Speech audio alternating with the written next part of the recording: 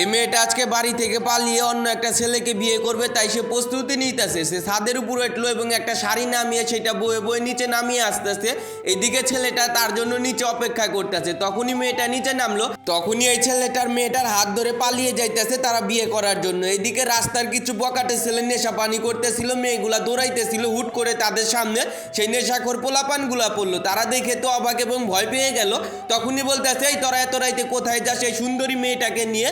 আর এই মেয়েটা তো অনেক সুন্দর, আজকে রাতে আমাদের কাছে দিয়ে যা, অনেক মজা করবো তোমার সাথে। আরে এই ছেলে, তুই যদি বাঁচতে চাস এইখান থেকে এখনই পালিয়ে যা। তখনই মেয়েটা বলতেছে, আমি ওকে ভালোবাসি, আজকে আমরা পালিয়ে বিয়ে করব, আমাদেরকে ছেড়ে দেন।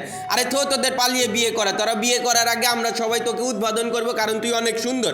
আরে এই ছেলে, তুই বাঁচতে চাইলে এখনই এইখান থেকে পালা, না হলে তোর পিস পিস করে কাইটা নদীতে ভাসায় দিব। তখনই মেয়েটা আরো ভয় পেয়ে গেল, ছেলেটাও ভয় পেয়ে গেল। এইদিকে বলতেছে, ভাই আমাদেরকে ছেড়ে দেন, আমি ওকে ভালোবাসি, বিয়ে করব। আপনারা যদি আমাদেরকে বাধা দেন তাহলে আমরা মারা যাবো। তোদের আলতু ফালতু কথা, ভালোবাসা কিছু হয় না, তোকে আমাদের অনেক ভালো লাগছে। আর এই ছেলে, এই ছুরিটা দিয়ে তো আমি ওকে আগে জবাই করে নিই। এই ছেলেটা এটা শুনে তো ছেলেটা ভয় পেয়ে গেল, সে কি করবে বুঝতে পারতেছে না। তখনই ছেলেটা বলতেছে, আমাকে মাফ করে দেন, আমি এই মেয়েটাকে এইখানে রাইখা যাইতেছি, আপনি আমাকে ছেড়ে দেন, এই মেয়েটার সাথে যা মনে হয় তাই করেন। তখন এই ছেলেটা ভয়ে এইখান থেকে চলে গেল। মেয়েটা আরো অবাক হয়ে গেল এবং কান্না করতেছে, আমাকে ছেড়ে চলে যায়ও না। তখন এই নেশাখোর ছেলেটা বলতেছে, এই বোন তুমি কান্না করো না, আমরা তোমার কোনো ক্ষতি করব না, তোমাকে শুধু বোঝানোর জন্য আমরা সবাই অভিনয় করলাম।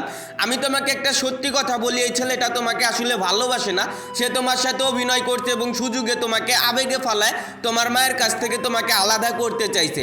আসলে এই ছেলেটা যদি তোমাকে সত্যিই ভালোবাসতো তাহলে কি আর তোমার খারাপ সময় তোমাকে ছেড়ে যাইতো? একটা কথা সবসময় মাথায় রাখো, যেই মা বাবা তোমাকে জন্ম দিয়েছে সেই তোমাকে সত্যিকারের ভালোবাসে এবং আগলিয়ে রাখে। এমন কথা শুনে মেয়েটা বলতেছে, ভাই আমি বুঝতে পেরেছি, আমার ভুল হয়েছে, আমাকে ক্ষমা করে দেন।